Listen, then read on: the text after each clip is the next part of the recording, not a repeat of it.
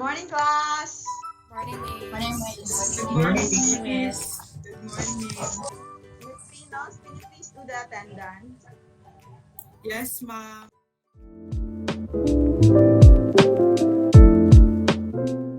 Let's proceed with today's discussion. But before proceeding, let's first have the recap. Can we have Miss Gosanes? Good morning, Miss Okay. Gosanes. Good morning, Miss. So, in the last meeting's discussion, we tackled about the community assessment and its purpose. The purpose of assessing community actions to know the strengths, the needs, the weaknesses, and the challenges or problems of that specific community. After that discussion, I have learned that assessing community action is very important because we will gain a better understanding of the area that we want to serve, and we can identify the problems of that area that lead us also to create a coalition action plan and identify new ideas, strategies, partners, and resources that can be used in working toward a common goal. That's all, Miss. Thank you. Thank you, Miss Gosanes. So we can see that Miss Gosanes really took seriously the topic.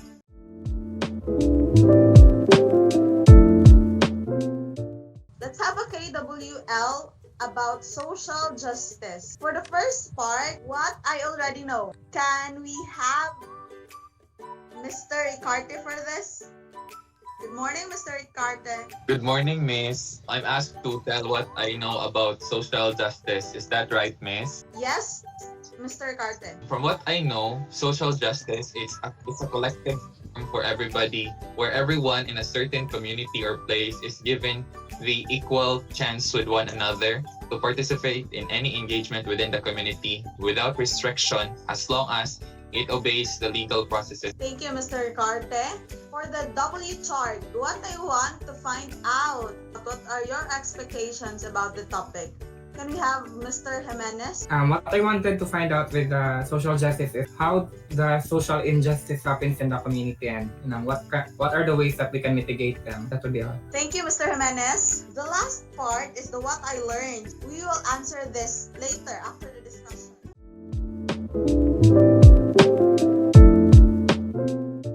For now, what is social justice? I prepared an online platform wherein we can have a little fun. I will send the code here in the chat box so that you can access the Mentimeter presentation that I prepared. There you go. I already sent the code. I'll give you a few moments to access it. So let's start the game. You're given 15 seconds to answer the question.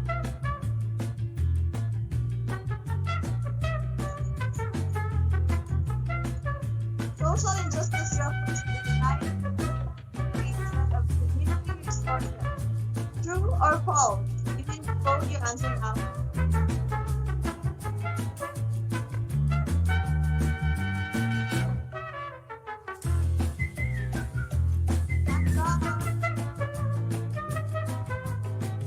Okay, so I can see that one of you got the wrong answer, but that's okay. Let's see this first.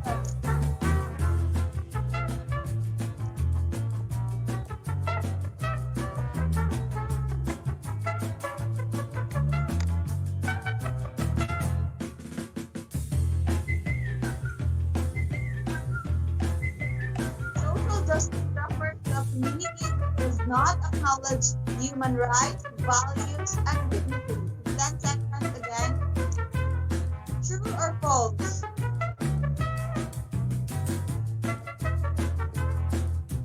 Three, two, one. Stop. False. So everybody got the time. How about the third question?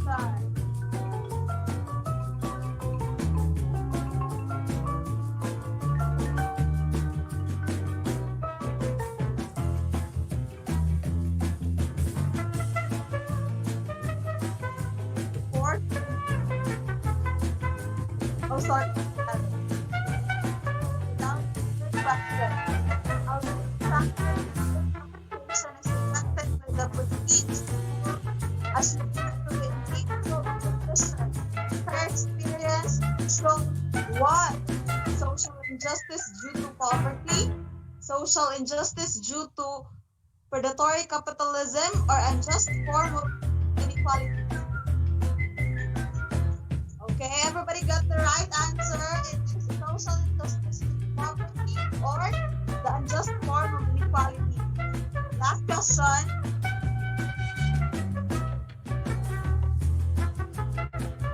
Employee for 5 years is still labeled as a contractor worker in which earns an unjust minimum wage not enough to their needs.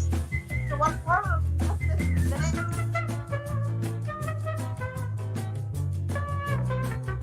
Bob. Occupational Yay, thank you.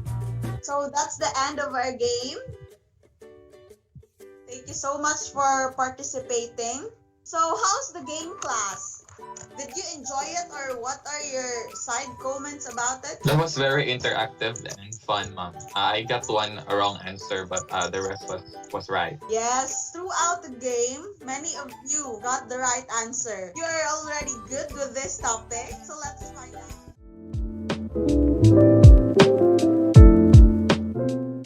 We have 3 definitions here. First, the treatment of fellow human beings regardless of race, sex, gender, social class, age, disability, religion, political affiliation, or other characteristics of background. So I think this is the very common definition of social justice that we are familiar to with, right? Yes, ma'am. What do you feel about this, Ms. Pinos? It is very sad, ma'am, that social injustices became like the common thing na nowadays, ma'am. We see it as occurring moments that it is unstoppable, and it is not right, ma'am, since we really need justice in our society, ma'am. I couldn't agree more, Ms. Pinos. It is really sad. So social justice have 5 areas in which it would like to address. The first one, poverty. Second, unjust form of social inequalities. Next is the predatory capitalism, followed by occupational injustice. Then the last one is climate change injustice. Do you have any ideas about this? Yes, ma'am. Right now, we'll have the brainstorming time. So I will give you a minute or 2 to think about realistic examples about these 5 key areas that is happening in your sitios or in your barangay right now. Then later on, I will be calling names to share your ideas. Would that be okay, class? Yes, ma'am. Okay, Yes, so ma'am. let's start the brainstorming. You may start thinking right now. So let's start. Time's over. Let's have the poverty. Can we have Miss Makan to share some thoughts about poverty? Yes, ma'am. So, as what I've learned, that poverty is considered a challenge, a social challenge, because it relates to how society views people's lives. So, as one form of social justice is malnutrition. I've seen this in my community because, since the pandemic strike, a lot of people goes hungry, and due to our lack of resources or foods distribution, I can see that a lot of children are lack of malnutrition. That's all. Thank you. Thank you, Miss Makan, for sharing that ideas. But how would this relate to our second key area? Let's find out if it is related somehow. For the unjust form of social inequalities, can we have Miss Navarro? Morning, Mom. So one concrete form of unjust social inequalities is those who are in power and authority tends to abuse their power and privileges. One common phrase that I usually hear is "padulay og luwag" or "salig dako tay," which presume the abuse of power. Those who are in authority use their power in belittling those who cannot able to go against them or have fear in them. A thinking na sagli lang bay, palampasa lang, kuyaw na, wala ra ba tigahom. That's all, Miss. Thank you, Miss Navarro. But how about predatory capitalism? Can we hear from you, Miss Adrienne Pinos? Good morning, everyone. So, in predatory capitalism, what I think is that one concrete example I have here is that when a grocery store from a big business corporation build one branch in a secluded or not so populous area, such as here in our town, Dumanhog, when Gaisano Grand Mall built their branch here, some of the vendors, some of the small grocery shops tend to close because predatory capitalism in simple terms is that big corporations become predators and changing free markets into monopolies. So they control the free market, and thus it does not allows competition anymore, ma'am. So they become monopoly, and the whole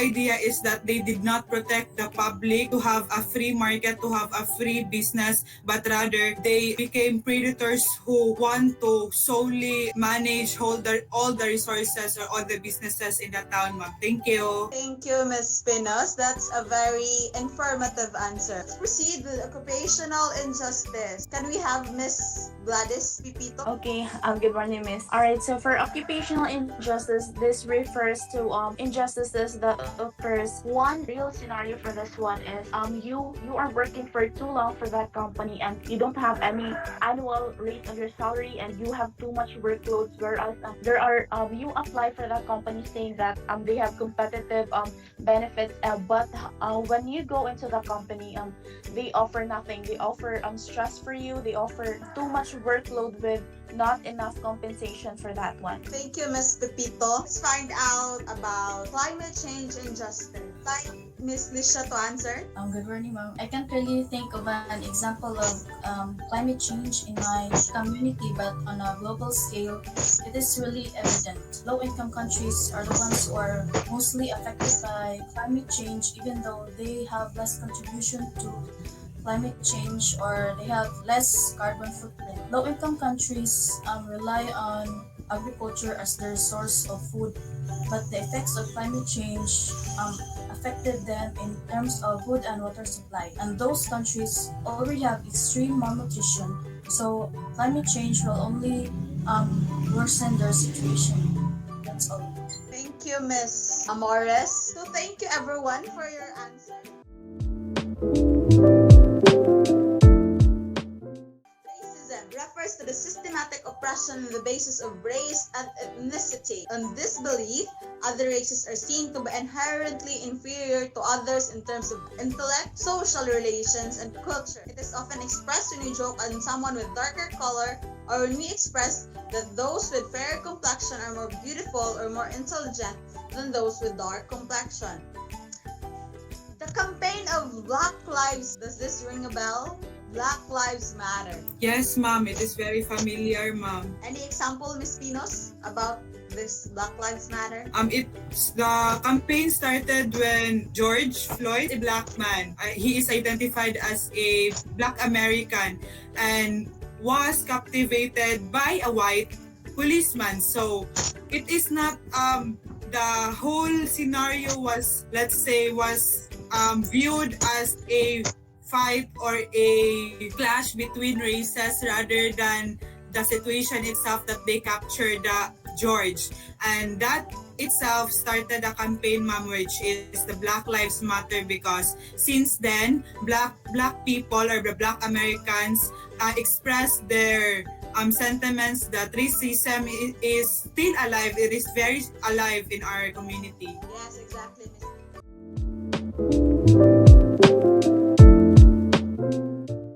To wrap up everything for today's discussion, let's go back to the KWL chart, the last one. What I have learned. Let's ask Mr. Kenyanola. Morning, ma'am.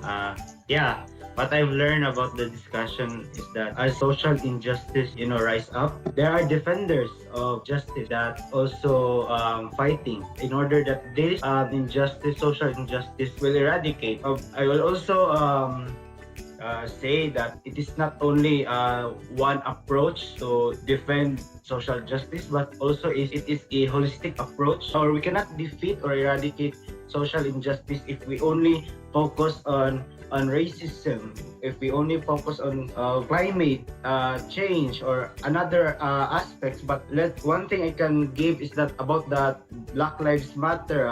Actually, Black Lives Matter is good. But if we only focus on black men without including those Asians, without including those Latinos and other race, we defeat the thought of eradicating racism. The same also with other aspects. We must focus on unity. We must focus on how we can fight social injustice with our hands holding together. And yeah, that's what I learned. Unity in diversity is very important in defeating social injustice. Thank you so much. Thank you, Mr. Kenyanola. For your assignment, take note. You should write an essay about your proposed solution about any injustices that are happening in your barangays or area. And I would like to suggest to be realistic. Am I clear with that, with your assignment? Do you have any questions regarding it? Good morning, ma'am. Yes, Amores? Miss, can we know the rubrics for the assignment? Good question. Thank you for that. I will be posting in your Google Classroom the rubrics for this one. Any more questions? Mr. Jimenez raised a May I hand. know what's the deadline of this assignment, ma'am? Nice question. So the deadline would be next Monday. And by the way, I would just like to remind that the maximum target words for this is 300 words and the minimum would be 250. So 250 to 300 words. So everything's clear now? No more Yes, questions? ma'am. Yes, ma'am. That will be all for today. And thank you for attending today's class. May you have a fruitful day ahead. Thank you and God bless everyone. See you next meeting. Goodbye, Thank you, Ma'am. ma'am. Thank you, God ma'am. bless. Thank you. Goodbye.